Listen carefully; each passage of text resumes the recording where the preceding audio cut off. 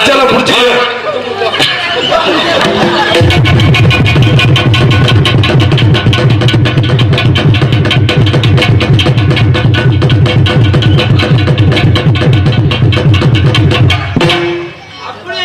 காலையில எந்த பயிருக்கு சம்பளம் கொடுக்க மாட்டேன்னா இது முத்தம் கொடுக்க நான் போய் காலையில தோரம் மூஞ்சி பெரியாச்சி பத்திர போய் தையல் போறேன்.